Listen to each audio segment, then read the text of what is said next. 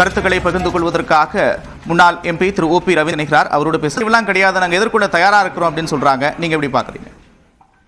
அனைத்து இந்திய அண்ணா திராவிட முன்னேற்ற கழகத்தை பொறுத்த வரைக்கும் இரண்டு மிகப்பெரிய தலைவர்கள் வளர்த்த ஒரு மாபெரும் இயக்கம். அந்த இயக்கத்துல ஒரு தனிப்பட்ட நபர் ஆதிக்கம் எந்த காலத்திலையும் செயல்படுத்த முடியாது. இது ஒட்டுமொத்த தொண்டர்களுடைய உணர்வை, நியாயமான உணர்வை இந்த தீர்ப்பு பிரதிபலிக்கிறது என்பது என்னோட கருத்து.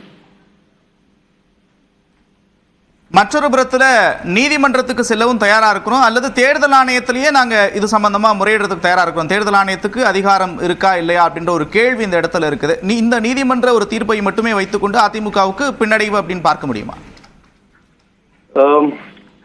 நீதிமன்ற தீர்ப்பு தான் மக்களுடைய ஒவ்வொரு தனிப்பட்ட நீதிமன்றம் என்ன சொல்லுது அப்படின்னா, தேர்தல் ஆணையம் விசாரணை நடத்த தடை இல்லை, அதே நேரத்தில் உங்கள் அதிகாரத்துக்கு உட்பட்டு இருக்கிறதா அப்படின்றத ஆய்வு செஞ்சுக்குங்க அப்படின்ற ஒரு விஷயத்தை முன்வைக்கிறாங்கல்ல.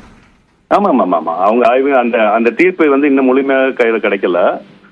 முழுமையா வந்ததுக்கு அப்புறம் தேர்தல் ஆணையம் அவர்களுடைய சட்ட விதியின்படி அவர்களுடைய விசாரணையை தொடரலாம்.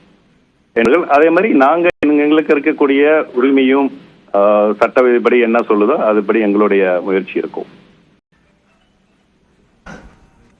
நிச்சயம். தொடர்ச்சியாக இந்த தீர்ப்பு அடுத்து நீங்க என்ன முடிவெடுக்க போறதா இருக்கிறீங்க? தொடர்ச்சியாக ஓரணியில இணையணும் அதிமுக அப்படின்ற ஒரு குரல் ஒரு பக்கம் வந்து, இன்னொரு பக்கத்துல நீக்கப்பட்டவர்கள் தான் அப்படின்ற ஒரு குரல் வலுத்துட்டு வருது. அடுத்த கட்ட நகர்வுகள் என்னவா இருக்கு?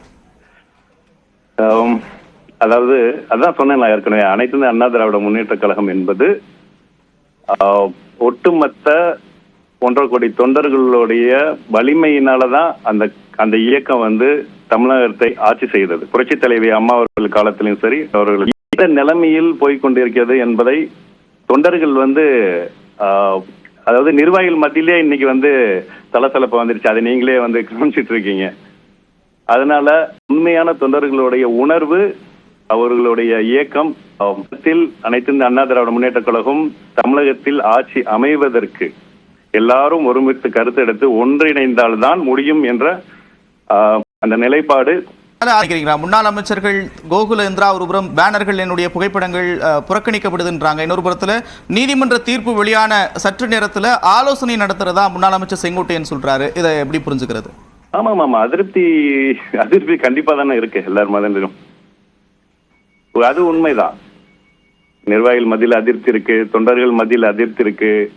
ஏன்னா நம்மளோட இயக்கம் அம்மாவுடைய காலத்துக்கு பிறகு தொடர்ச்சியாக தோல்வியை சந்தித்துக் கொண்டிருக்கின்றது.